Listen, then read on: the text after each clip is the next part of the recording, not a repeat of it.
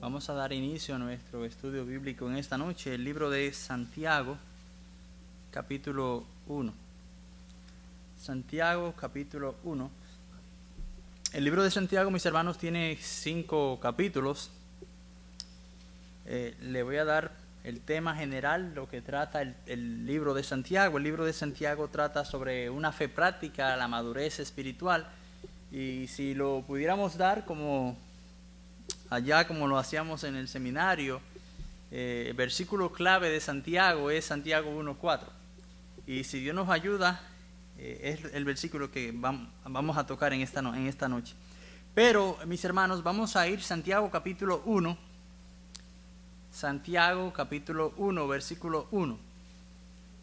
Dice la palabra de Dios: Santiago, siervo de Dios y del Señor Jesucristo, a las 12 tribus que están en la dispersión, salud. Hermanos míos, tened por sumo gozo cuando os halléis en diversas pruebas, sabiendo que la prueba de vuestra fe produce paciencia, mas tenga la paciencia su obra completa, para que seáis perfectos y cabales, sin que os falte cosa alguna. Vamos a orar. Padre, en el nombre de Jesús te damos gracias, porque hasta aquí tú nos has ayudado. Señor, ayúdanos en esta noche a meditar en tu palabra. Ayúdanos a refugiarnos en ti, Dios mío. Te lo pedimos en el nombre de Jesucristo. Amén. Hermanos, en esta noche vamos a dar una introducción a lo que es el libro de Santiago. Y a manera de introducción también lo he titulado, ¿verdad?, el estudio de esta noche, la perseverancia en el sufrimiento. En el Nuevo Testamento, mis hermanos, hay varios personajes con el nombre de Santiago, por lo menos 4. De esos 4 hay 2 que no, ¿verdad? No, la Biblia, ¿verdad?, expresa que no son ellos los candidatos de este libro. Hay otro que también es Santiago, el hijo de Zebedeo y hermano de Juan, y Jacobo, el medio hermano de nuestro Señor Jesucristo. Pero con Jacobo, el hijo de Zebedeo, fue muerto, y la Biblia lo describe, ¿verdad?, su muerte en el libro de Hechos, capítulo 12, versículo 2. Dejando así, mis hermanos, en claro de que este Santiago, el hijo de Zebedeo, hermano de Juan, no es tampoco el escritor del libro de Santiago. Entonces, lo que nos da a nosotros, mis hermanos, que Jacobo o Santiago, que es su nombre, el medio hermano de nuestro Señor Jesucristo, es el autor de este libro. Sin embargo, después, ¿verdad?, Jacobo, Santiago, como se le llama, llegó al principio a rechazar a su hermano. Si usted se fija en el libro de Juan, capítulo 7, versículo 5, dice que le rechazaron sus hermanos. Después, tiempo después, él llegó a creer en el Señor Jesucristo, tanto así, mis hermanos, que se llenó de celo y de piedad y pronto se convirtió en uno de los pastores de la iglesia primitiva allá en Jerusalén. Jacobo mantuvo ese puesto hasta su martirio, es decir, fue pastor de la iglesia en Jerusalén más o menos hasta alrededor del año 62 después de Cristo. Jacobo, el hermano de nuestro Señor, aparece ser el más indicado, ¿verdad?, del autor de esta carta. Y no se identifica a sí mismo como, ¿verdad?, yo soy el escritor, yo soy el hermano del Señor. Simplemente, si usted se fija en el versículo 1, dice Santiago, siervo de Dios y del Señor Jesucristo. El hecho de que haya tenido hermanos y hermanas, ¿verdad? Jesucristo tuvo hermanas y hermanos, y esto lo podemos ver en las Escrituras. Pero cuando yo digo que Jesucristo tuvo hermanos, no se refiere, mis hermanos, a que Jesús haya sido el hijo, ¿verdad?, de José. No, dice la Biblia que Jesús fue concebido por el Espíritu Santo.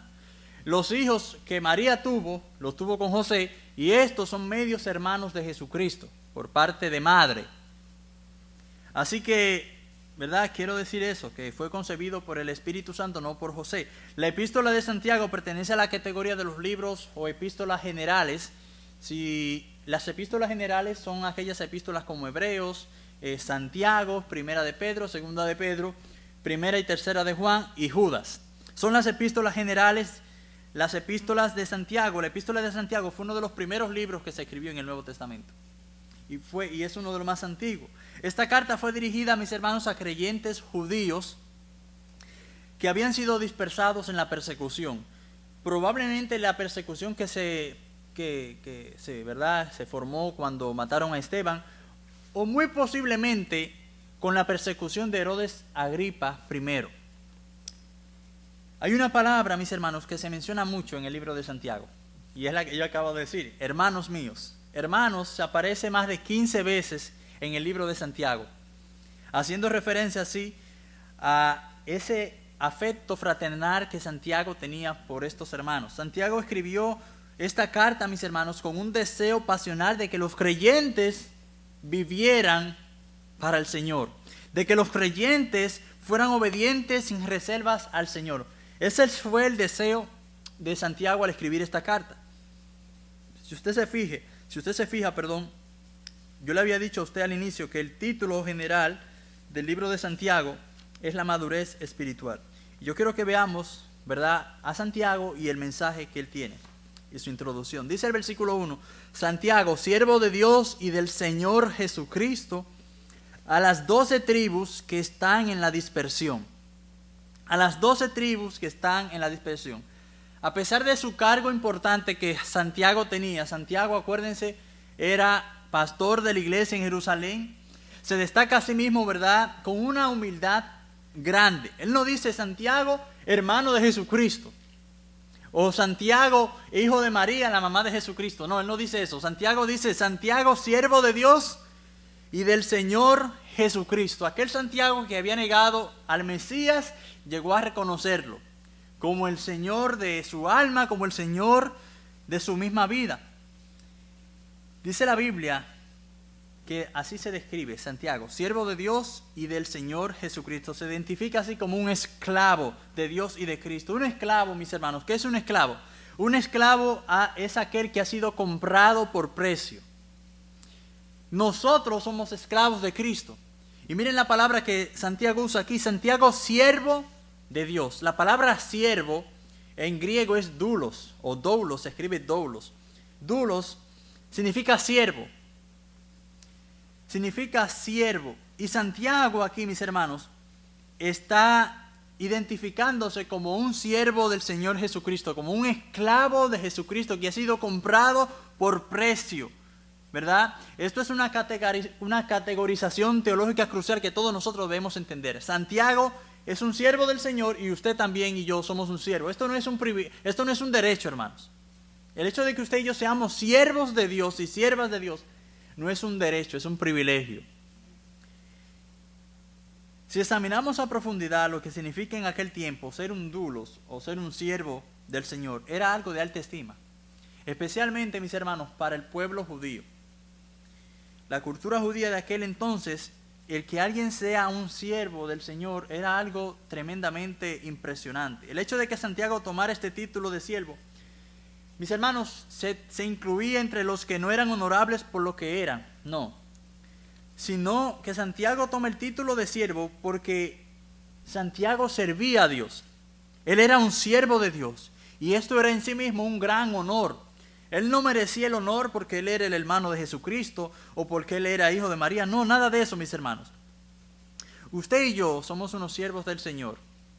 Y eso es un gran privilegio. Que servimos al Dios vivo y verdadero. Santiago dice ahí: Santiago, siervo de Dios y del Señor Jesucristo. ¿Qué significa esto, mis hermanos? Es un gran privilegio el hecho de que usted y yo, al igual como Santiago, seamos siervos del Señor. Siervos quiere decir, como le dije al inicio, es alguien que es un esclavo. Alguien que ha sido comprado por precio. La Biblia dice en Corintios que nosotros hemos sido comprados por precio. ¿A precio de qué? ¿Cuál fue el precio que Cristo pagó por nosotros? Su sangre. Su bendita sangre fue la que el Señor derramó por nuestros pecados. Mis hermanos, si nosotros somos unos esclavos, literal, que nos debemos rendir a totalidad a nuestro Dios. Nosotros, aunque le parezca, ¿verdad?, contraproducente, ok, yo soy un esclavo, pero si yo soy un esclavo no tengo libertad. ¿Tenemos libertad en Cristo? Claro que sí. Pero somos esclavos del Señor. Y usted sabe lo que conlleva eso. No somos más, como dice la Biblia, esclavos del pecado, sino que somos esclavos del Señor. Y si yo soy esclavo del Señor, yo tengo que hacer lo que a Dios le agrada. Yo tengo que vivir para la gloria de Dios. ¿Por qué Santiago en el versículo 1 se identifica así? En primer lugar, mis hermanos, se está identificando con humildad. Yo soy un siervo. Él no dice, yo soy el pastor Santiago de la iglesia en Jerusalén, la iglesia más grande de Jerusalén. O yo soy Santiago, el hermano del Mesías prometido de Israel. No, él no dice eso. Él dice Santiago, siervo de Dios y del Señor Jesucristo. Mis hermanos, a nosotros muchas veces los títulos nos gustan, ¿verdad? Antes, el que era bachiller en mi país, era wow, ese muchacho es bachiller. Bachiller quiere decir que terminó la high school.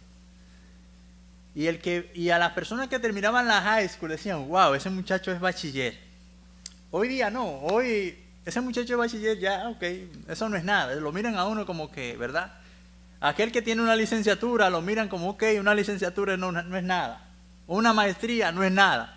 Ahora el que tiene un doctorado, ahí hay que pararse, ¿verdad? Porque ese tiene una gran preparación. Y así ha sido nuestra sociedad, mis hermanos. Sin embargo, no importa los títulos que usted y yo tengamos, delante de Dios usted y yo somos siervos. Nadie aquí es más grande que nadie. Delante de Dios no hay grandes ni pequeños. Todos somos iguales. No importa, mi hermano, mi hermana, lo que tú tengas, lo que tú hayas ganado en la vida, la preparación académica que tú tengas, no importa nada de eso. Todos somos siervos del Señor Jesucristo. Y hay un detalle aquí, la mención de las 12 tribus que Santiago dice aquí, la mención de las 12 tribus, dice ahí, Santiago, siervo de Dios y del Señor Jesucristo, a las 12 tribus. A las 12 tribus, la mención de las 12 tribus era un título por lo general dado, ¿verdad?, empleado en el Nuevo Testamento para referirse a la nación de Israel. Pero mis hermanos, la nación de Israel fue dividida bajo el reino de Salomón y se dividió en dos, reino del norte y reino del sur. El reino del norte, Israel y Judá. Entonces, el pueblo escogido de Dios siempre estuvo formado por las 12 tribus, pero mis hermanos, fue dividido. 10 tribus en el reino del norte y 2 tribus en el reino del sur. Pero esas tribus, mis hermanos, que un día se separaron, se dividieron, Dios la va a volver a unir. Porque siempre ha sido el deseo de Dios. Siempre ha sido el deseo de Dios. Yo quiero que usted vaya conmigo a un pasaje muy interesante. Vamos a Ezequiel, por favor. Ezequiel, capítulo 37. Ezequiel, capítulo 37. Y vamos a ver, hermanos, los versículos 15 al 22. Yo le voy a dar lectura, usted me sigue con su vista. Ezequiel 37, 15. Dice la Biblia, si usted se fija en su Biblia, a lo mejor dice la reunión de Judá e Israel. Aquellas dos, ¿verdad?, dos reinos que se habían dividido, Dios lo va a volver a unir. Dice Ezequiel 37, 15 al 22. Vino a mí palabra de Jehová diciendo, hijo de hombre, toma ahora un palo y escribe en él para Judá y para los hijos de Israel, sus compañeros. Toma después otro palo y escribe en él para José, palo de Efraín, y para toda la casa de Israel, sus compañeros. Júntalos luego el uno con el otro para que sean uno solo, y serán uno solo en tu mano. Y cuando te preguntaren los hijos de tu pueblo, diciendo, ¿no nos enseñarás qué te propones con eso? Diles, así ha dicho Jehová el Señor. He aquí yo tomo el palo de José, que está en la mano de Efraín, y las 12 tribus, y a las tribus de Israel, sus compañeros, y los pondré en el palo de Judá, y los haré un solo palo. Oiga esto. Y los haré un solo palo y los palos, me pasé un versículo. Versículo 19. Vamos a leerlo otra vez. Así diles, así ha dicho Jehová el Señor. He aquí, Yo tomo el palo de José, que está en la mano de Efraín, y a las tribus de Israel, sus compañeros, y los pondré con el palo de Judá. Y los haré un solo palo, y serán uno en mi mano. Y los palos sobre los que escribas estarán en tu mano, delante de sus ojos. Y les dirás, así ha dicho Jehová el Señor, he aquí yo tomo a los hijos de Israel de entre las naciones a los cuales fueron, y los recogeré. Oiga esto, los recogeré. Aquellas naciones, aquellos dos reinos, reino del sur y reino del norte, que se habían dividido, el Señor los va a recoger, los va a juntar, dice el versículo, y los recogeré de todas partes, y los traeré a su tierra. Oiga, y los haré una nación en la tierra, en los montes de Israel, y un rey será a todos.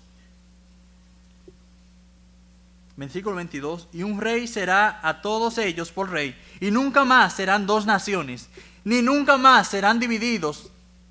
¿Cómo dice ahí? En dos reinos. Nunca más serán dos naciones, y nunca más serán divididos. Cuando se dividió el reino del norte, en el reinado de Salomón, las 10 tribus formaron el reino del norte y 2 tribus el reino del sur. El reino del sur lo formó Benjamín y Judá, formaron el reino del sur. Después de la caída de la deportación de Israel a Siria en el año 722, si ustedes se acuerdan, la primera vez que yo vine aquí a la iglesia prediqué sobre Daniel y mencioné algunas fechas muy relacionadas a estas. Pero en el año 722 a.C. hubo una caída de Israel y fue hacia Siria. Parte del remanente de las 10 tribus de Israel se trasladaron al sur, manteniendo así las 12 tribus de la tierra en Judá. Aunque no se podía establecer la certidumbre, la identidad tribal, como se le llama, después de que Judá fue conquistada y Jerusalén y el templo fueron destruidos por Babilonia. Eso fue en el año 586 a.C. Dios restauraría a la nación de Israel y al reino del sur y le va a dar su identidad, le va a dar la identidad tribal con la que cada una de ellas se tiene que identificar. Y esas dos naciones, mis hermanos, que vimos aquí que se fueron divididas, Dios la va a volver a unir. Por tanto, si usted se fija en el libro de Santiago, cuando Santiago escribe su carta en el versículo 1, la Biblia dice: Santiago, siervo de Dios y del Señor Jesucristo, a las 12 tribus que están en la dispersión, salud. Santiago se está dirigiendo, mis hermanos, a todos los judíos que están en la dispersión. Pero los judíos que están en la dispersión, en este caso se refiere a cualquier lugar del mundo fuera de Palestina. Aquellos judíos que fueron, muchos, en el caso de ellos, muchos fueron expatriados a otras partes por los emperadores romanos. Pero todos ellos, todos aquellos judíos de todo el mundo, en todo lugar, Santiago le estaba refiriendo esa carta. A los creyentes, judíos creyentes en la iglesia, le estaba dirigiendo esta carta, mencionando ahí las 12 tribus de Israel. Entonces, mis hermanos, habían deportado a los judíos de su país. Aquí lo que Santiago nos está diciendo: a las 12 tribus que están en la dispersión, fueron deportados en la diáspora, estaban en otro lugar, en otro país, por todo el mundo. Y entonces, estos romanos, emperadores romanos, habían cogido parte de esos judíos y lo habían expatriado a otras partes de aquel mundo conocido, en el mundo conocido de aquel entonces. Y miren cómo Santiago se presenta. Vamos a leerlo una vez más. Santiago, siervo de Dios y del Señor Jesucristo, a las 12 tribus que están en la dispersión, salud. Mis hermanos, Santiago fue escrito a judíos creyentes. ¿Verdad? Debemos entender eso. Entonces quiero que veamos de la prueba al triunfo, la primera parte, versículos 2 y 3, y yo creo que ahí que nos vamos a detener la mayor parte del tiempo. Versículos 2 y 3 dice la Biblia: hermanos míos. La palabra que Santiago menciona mucho aquí, hermanos, y dice hermanos míos, refiriéndose así al gran afecto que Santiago le tenía a estos hermanos allí. Dice: hermanos míos, tened por sumo gozo cuando os halléis en diversas pruebas, sabiendo que la prueba de vuestra fe produce paciencia. Hermanos míos, tened por sumo gozo cuando os halléis en diversas pruebas. Todo el que vive en este mundo sufre tribulaciones, sufre angustias, sufre pruebas por causa del pecado, por causa de nuestra naturaleza corrompida, pecaminosa. Todos nosotros, en algún grado de nuestra vida, sufrimos tribulaciones. Sufrimos angustias, sufrimos pruebas. Santiago les escribe aquí a estos hermanos y le dice, hermanos míos. Es como cuando usted le dice a sus hermanos en la fe, hermanito. Tengan por sumo gozo cuando os halléis en diversas pruebas. Les está diciendo aquí, tener por sumo gozo, sin duda, mis hermanos, significa evalúen, consideren que el sufrimiento que ustedes están pasando, deben de entender que ese sufrimiento está bajo la soberanía de Dios. Dice la Biblia, hermanos míos, tened por sumo gozo cuando os halléis en diversas pruebas. Todo cristiano va a pasar por tribulación. Todos nosotros vamos a pasar por tribulación. Hay un dicho por ahí que cuando un cristiano no está en una prueba, está a punto de entrar a la próxima. Es decir, nosotros estamos de prueba en prueba, pero ¿qué son las pruebas? ¿Para qué son las pruebas en nuestras vidas? Mis hermanos, a nadie le gusta estar angustiado, a nadie. Yo no he conocido a la primera persona que me diga, a mí me gusta estar angustiado. Nadie, yo he escuchado eso, de nadie. Las pruebas, mis hermanos, como yo lo he venido diciendo en los mensajes, vienen a nuestra vida para purificar nuestro carácter, para purificar nuestras vidas, ayudándonos a nosotros a crecer y a ser más a la imagen de Jesucristo. Ese es el propósito de las pruebas en nuestras vidas. Alguien dijo una vez, la soberanía de Dios no responde todas mis preguntas, pero calma todos mis temores. Yo no voy a entender la situación, las pruebas por las cuales yo esté pasando, pero yo sé que Dios está en control. Yo no sé, yo no me entiendo por qué yo estoy pasando esta situación, yo no sé por qué todo me está saliendo mal. Pero como dijo esta frase de este señor una vez, la soberanía de Dios, es decir, la soberanía de Dios quiere decir la soberanía que Dios está en control de todas las cosas, toda su creación. A veces nosotros decimos, Señor, toma el control. No, Dios no ha perdido el control. Dios siempre tiene el control de la cosa. Dios no pierde el control, Dios no se le olvida y se le escapa, mira, se me escapó hacer esto. No, mi hermano. La soberanía de Dios no responde a todas mis preguntas. Nosotros, mis hermanos, queremos saber el cómo, el por qué, el cuándo de la situación. Y lo que tú y yo debemos entender es que la soberanía de Dios sí responde, sí calma todos nuestros temores. Yo sé que Dios está en control. Y Dios calma mis temores. Las pruebas pueden ser consideradas con sumo gozo solamente cuando entendemos, mis hermanos, que éstas están diseñadas por Dios con un propósito divino. Mis hermanos, son pruebas de fe.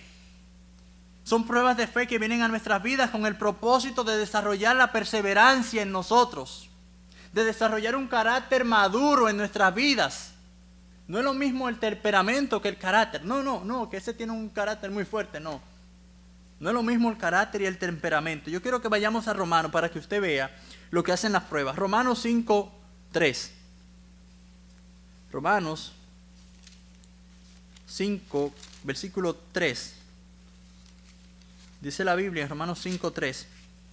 Y no solo esto, sino que también nos gloriamos en las tribulaciones, sabiendo que la tribulación produce paciencia.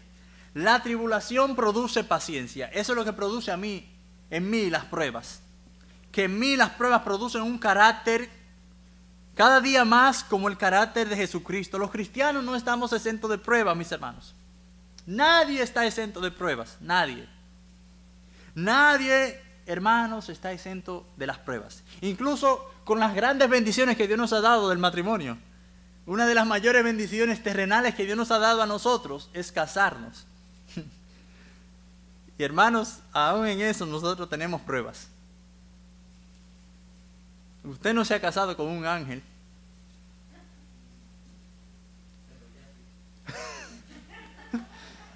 Ni ella se ha casado con un ángel tampoco. Mis hermanos, usted se ha casado con un pecador y una pecadora. Aquellos que dicen, no, yo me voy a casar para que si mis problemas se acaben. Piénsalo bien. Si te casas con la mujer equivocada, ahí van a empezar tus problemas. O si te casas con el hombre equivocado.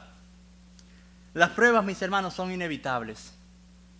Las pruebas son inevitables. La Biblia lo dice, hermanos míos, tened por sumo gozo. Es un mandamiento, un imperativo que Santiago le está hablando aquí. Un verbo imperativo, tened, tengan, siempre consideren el gozo, consideren que Dios está en control, consideren que Dios está mandándoles a ustedes para crecer. Tened por sumo gozo cuando os halléis en diversas pruebas, diversas. Cuando os halléis, ellas vendrán en diversas, vendrán de todas las formas la prueba, mis hermanos. Desde la más pequeña hasta la más grande. Desde una discusión con tu pareja hasta la muerte de un hijo tuyo. Vendrán de diversos colores. La Biblia dice en Romanos, y sabemos que a los que aman a Dios, todas las cosas les ayudan a bien. Esto es a lo que conforme a su propósito son llamados. Pero dice ahí, todas las cosas les ayudan a bien. Todas las cosas, mis hermanos, no van a ser color de rosas. Todas las cosas no van a ser, ¿verdad?, bonitas siempre. Aún las tribulaciones, las pruebas difíciles, nos van a ayudar a nosotros para bien, para crecer, para ser más como Jesucristo. Jesucristo le dijo a sus discípulos, en el mundo tendréis, ¿qué? Aflicción. Pero dice la Biblia ahí en Juan 16:33, pero confiad, yo he vencido al mundo. Las pruebas, mis hermanos, no debemos ver las pruebas como un enemigo. No debemos ver las pruebas como un castigo de Dios. No debemos ver las pruebas, hermanos, les voy a decir esto, no debemos incluso ver las pruebas quizás hasta como una disciplina de parte de Dios. La Biblia dice que Dios al que ama disciplina y azota a todo aquel que tiene por hijo, lo dice en Hebreos. Pero debemos preguntarle al Señor, Señor, ayúdame en medio de la prueba a darte la gloria, a darte la honra, a estar gozoso. Mire, esto suena como contraproducente, estar gozoso cuando yo estoy pasando una tribulación. ¿Qué es el gozo en las pruebas? Porque dice que yo debo de estar gozoso cuando yo me halle en diversas pruebas. No es que si usted le está pasando una situación, usted se ande muriendo de la risa. No, no es risa lo que dice ahí. Tener por suma risa cuando se halléis en diversas pruebas. No. Tener por sumo gozo cuando os halléis en diversas pruebas. Yo no entiendo lo que yo estoy pasando, pero yo sé que mi Redentor vive. Eso lo dijo Job. Job dijo, yo sé que mi Redentor vive, aunque me muera, aunque yo me mate, aunque Dios me mate, yo sé que mi Redentor vive. Ese es el gozo en medio de las pruebas. Jehová dio, Jehová quitó, sea el nombre de Jehová bendito. Ese es el gozo en medio de las pruebas, aceptarlas con gratitud. Señor, yo no entiendo. El gozo en medio de las pruebas. He aquí, aunque Él me mate, dijo Job, en Él esperaré. Ese es el gozo en medio de las pruebas. El gozo en medio de las pruebas, mis hermanos. Y a todos nosotros, en diversas maneras, nos hemos angustiado. A mí me ha pasado, mis hermanos. A lo mejor a usted le ha pasado muchísimas veces. Pero hablando del matrimonio, a lo mejor le ha pasado, y le voy a decir esta anécdota para que usted se ría un poco. Pero ¿no le ha pasado a usted que después, Señor, gracias por esta esposa maravillosa que tú me has dado? Gracias, Señor, por esta sierva del Señor, por esta sierva tuya. 5 minutos después, esa sierva tuya te hizo algo y te hizo el día. Aquella sierva por la que tú le estabas agradeciendo a Dios. Todas esas pruebas, adversidades, dificultades, debemos aprender a ser agradecidos con Dios en medio de las situaciones que nos encontremos. Versículo 3 dice, sabiendo que la prueba de vuestra fe produce paciencia. Aquí paciencia es una palabra griega que se traduce como upomone. Y muchas veces se traduce, ¿verdad?, de esa manera, pero aquí la connotación no es en sí, ¿verdad?, la paciencia en sí misma, sino el soportar con paciencia las pruebas mientras confiamos en el Señor. Es lo que quiere decir aquí la palabra paciencia. Soportar con paciencia las pruebas confiando en el Señor. Y esta fe y esta paciencia que nosotros aplicamos cuando estamos en pruebas y adversidades, desarrolla una virtud, desarrolla unas cualidades duraderas, y no solamente eso, desarrolla un carácter eterno en nuestras vidas. En la Biblia, mis hermanos, por lo menos hay 8 razones por las que Dios manda prueba a nuestras vidas. Se lo voy a dar rapidito. En primer lugar es probar la fortaleza de nuestra fe. Eso nosotros lo sabemos. Las pruebas son para probar el carácter y la fortaleza de nuestra fe. En muchos sentidos el Señor nos ayuda a tomar a nosotros un inventario. ¿Saben lo que es un inventario? ¿En dónde estamos? ¿Qué hemos hecho? ¿Cómo estamos? ¿Cómo estoy yo creciendo? ¿Cómo está mi relación con Dios? Y muchas veces, esas pruebas, Dios las manda a nuestra vida para que nosotros nos detengamos y tomemos, como dice en la Biblia en los Salmos, un sela, una pausa, y meditemos cómo están nuestras vidas. En segundo lugar, mis hermanos, Dios manda prueba a nuestras vidas. Se nos dan las pruebas para hacernos humildes, para recordarnos que no dejemos que nuestra confianza en el Señor se vuelva arrogante y seamos autosuficientemente espirituales. No, yo me valgo por mí mismo. Todo lo que yo sé de la Biblia es porque yo me he fajado. Mis hermanos, y todo eso vienen a nuestras vidas, y las pruebas vienen a nuestra vida para recordarnos que no somos nosotros, es el Señor. Es el Señor. Cuanto mayores son nuestras bendiciones, muchísimo más será el riesgo de que Satanás nos tiente para que la veamos como nuestros propios logros. Cuanto mayores sean nuestras bendiciones, tanto mayor será el riesgo que Satanás nos va a tentar a nosotros para que la veamos, mis hermanos, como nuestros propios logros. Yo logré esto en la vida, wow. O yo logré tal cosa. Usted no ha visto una persona arrogante, orgullosa. El que es arrogante, mis hermanos, no se da cuenta que es arrogante. Pero todo el que está así, todo el que está a su lado, sí. Oye, este muchacho sí es arrogante. El orgullo, mis hermanos, es como una mancha en la camisa, en la parte de atrás. Todo el mundo la ve, pero tú no la ves. Todo el mundo está viendo la mancha que tú tienes en la espalda, negra, grande, ese sucio, esa mancha ahí terrible. Pero tú mismo no te la ves. Así es la arrogancia. En tercer lugar, Dios permite las pruebas Dios permite que suframos pruebas a fin de librarnos de nuestra dependencia de las cosas terrenales. Cuanto más bienes materiales tenemos, cuanto más reconocimiento, cuanto más cosas materiales tengamos, mucho más nos vamos a sentir tentados, a sentirnos confiados en esas cosas. No, que yo tengo una cuenta bancaria bendecida, con más de 6 dígitos, con 8 o 10 dígitos, que tengo tantas cosas y que todo eso me lo he logrado yo porque he trabajado. Dios manda a prueba a nuestras vidas para acordarnos que nuestra confianza no debe de estar en lo que nosotros tengamos. La Biblia lo dice. La vida del hombre no consiste en lo que posee. No, tu vida no consiste en lo que tú tienes. Un cuarto propósito de las pruebas es llamarnos a la esperanza eterna y celestial. ¿Qué quiere decir esto? Mis hermanos, que nosotros debemos anhelar la venida del Señor. Nosotros debemos vivir anhelando que Cristo venga. Debemos anhelar, estar con el Señor. Cuanto más duras sean nuestras pruebas, nuestras tribulaciones, cuanto más tiempo duren, mucho mayor será nuestro anhelo de estar con el Señor. Así, Dios manda prueba para que tú y yo anhelemos estar con Él. Dios manda prueba para que tú y yo le anhelemos. Señor, te necesito, ayúdame. Para que tú y yo le busquemos de verdad. Para que tú y yo deseemos estar con el Señor. Hay un versículo en Romanos 8, versículo 18.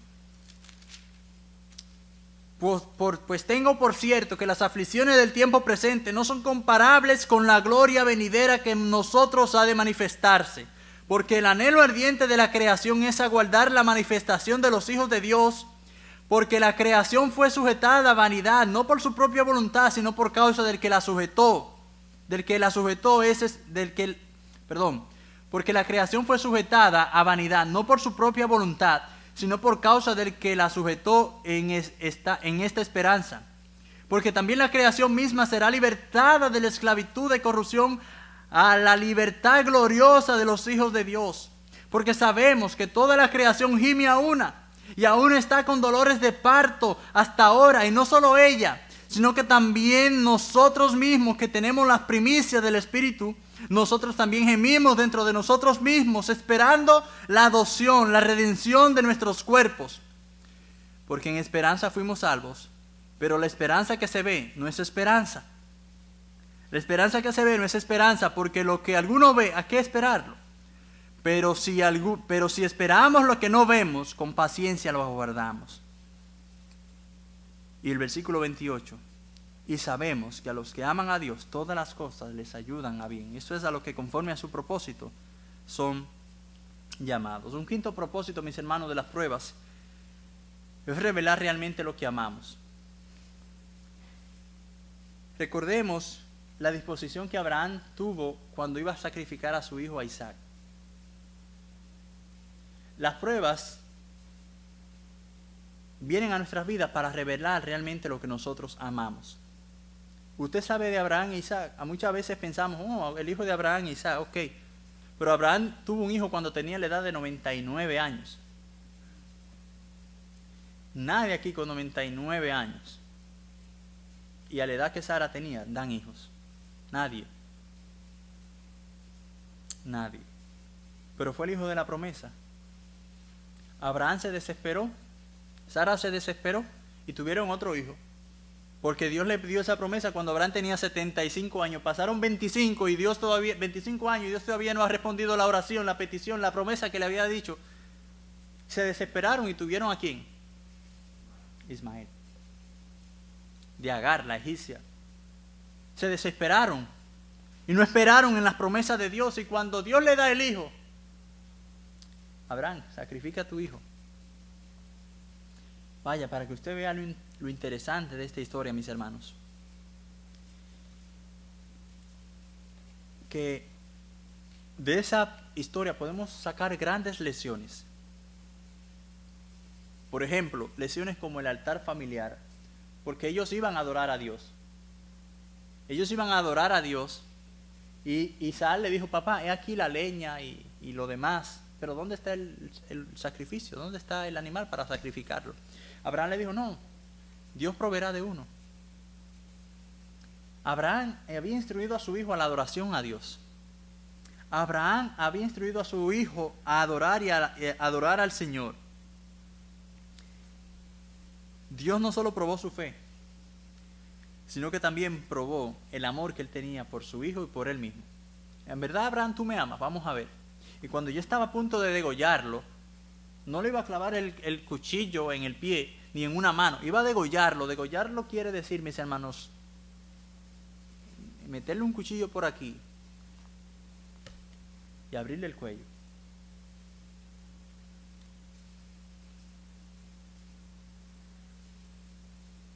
Mis amados, nada en este mundo merece ser más amado, más querido, más servido, más adorado, más exaltado que nuestro Señor Jesucristo. Nada en este mundo puede superar el amor que yo deba tener por Jesucristo. Nada, mis hermanos. Nada en este mundo puede superar el amor que yo tengo por Jesucristo. Si yo tengo amor por otra cosa más que a Dios, ¿saben lo que va a hacer Dios? Te lo quita.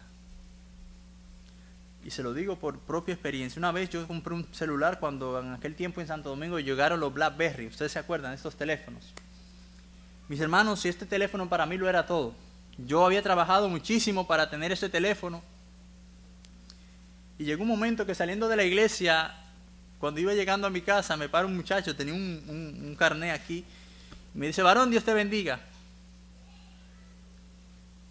Bueno, cuando él me dijo que Dios te bendiga, yo me paré y me preguntó una dirección. Y aquel hombre, cuando me mete bajo de un árbol, me dice, no te muevas, dame el teléfono. Y yo, varón, ¿pero cuál teléfono? Le dije yo. El teléfono que tú tienes en los bolsillos. Y no hagas nada, si haces algo te puyo. Hermanos, a mí me dejaron unos sudores y unas cosas, y yo le di el teléfono que tanto yo quería. Dios me enseñó una lección. Ese teléfono me estaba a mí quitando el tiempo que yo debía tener con el Señor.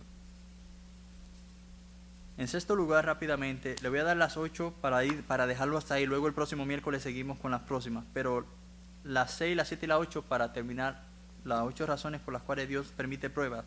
En sexto lugar, las pruebas vienen a nuestras vidas para enseñarnos a valorar las bendiciones de Dios.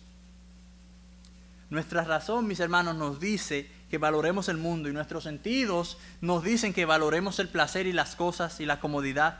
Pero a través de las pruebas nosotros aprendemos a valorar más las cosas espirituales. ¿Cuáles cosas espirituales? Su palabra, el estar en la casa de Dios. Mis hermanos, aprendemos a valorar la salvación que tenemos en Cristo. En séptimo lugar, el Señor usa las pruebas para desarrollar en nosotros los creyentes una fuerza perdurable para ayudar a otros, ¿verdad?, cuando estén en situaciones difíciles. Por ejemplo, ¿se acuerdan que el Señor le dijo a Pedro, Simón, Simón, he aquí Satanás, eso está en Lucas 22:31, he aquí Satanás os ha pedido para zarandearos como a trigo, pero dijo el Señor, pero yo he rogado para que tu fe no falte, y una vez vuelto confirma a tus hermanos. Las pruebas sirven, mis hermanos, para ayudar a nosotros mismos a crecer y para poder ayudar a otros que han pasado situaciones difíciles. Las pruebas vienen a nuestras vidas para desarrollar en nosotros un carácter perdurable. El puritano Thomas Manton dijo lo siguiente: mientras todo está en calma y con comodidad, vivimos por los sentidos y no por la fe. Cuando todas las cosas están bien, bajo control, vivimos por los sentidos y no por la fe. Nunca se va a conocer el valor de un soldado en tiempo de paz. Nunca se va a conocer el valor de un soldado en tiempo de paz. Se conoce el valor de un soldado cuando estamos en tiempo de guerra. Vamos a dejarlo hasta ahí, mis hermanos. Mire, nada más avanzamos 2, 3 versículos y ni siquiera lo avanzamos todo. El próximo miércoles seguimos. Pero quiero dejarles una aplicación rápidamente a ustedes. Que Dios nos ayude a nosotros, hermanos en Cristo, a ser agradecidos, a estar agradecidos, a mostrar gratitud cuando nos encontremos en las diversas pruebas en nuestras vidas.